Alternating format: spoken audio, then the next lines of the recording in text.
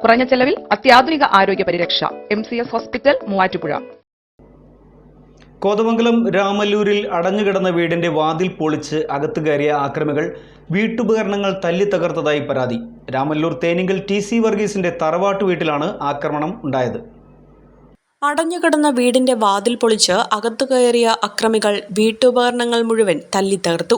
കോതമംഗലത്തിന് സമീപം രാമല്ലൂരിൽ കഴിഞ്ഞ രാത്രിയാണ് സംഭവം. തേനിങ്കൽ TC വർഗീസിന്റെ തറവാട് വീട്ടിലാണ് ആക്രമണമുണ്ടായത്. ഇപ്പോൾ വർഗീസിന്റെ കൊച്ചുമകൾ ഏഞ്ചൽ ജോൺ വർഗീസിന്റെ ഉടമസ്ഥതയിലുള്ള ഈ വീട് ഉടമകൾ വിദേശത്തായതുകൊണ്ട് അടച്ചിട്ടിരിക്കുകയാണ്.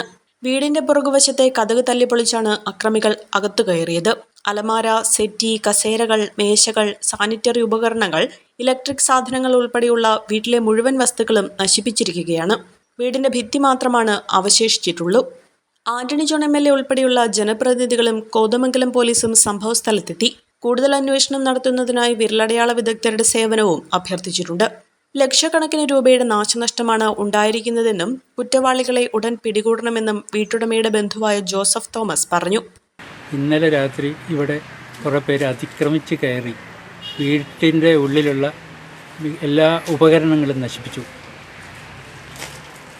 അനേക ലക്ഷം രൂപയുടെ നാശനഷ്ടങ്ങൾ സംഭവിച്ചിട്ടുണ്ട്. ഇതിനെക്കുറിച്ച് അന്വേഷിച്ച് എത്രയും വേഗം ഇതിൻ്റെ പ്രതികളെ കണ്ടുപിടിക്കാൻ താല്പര്യപ്പെടുന്നു. A1 textiles, Nehru park, Muvattupuzha.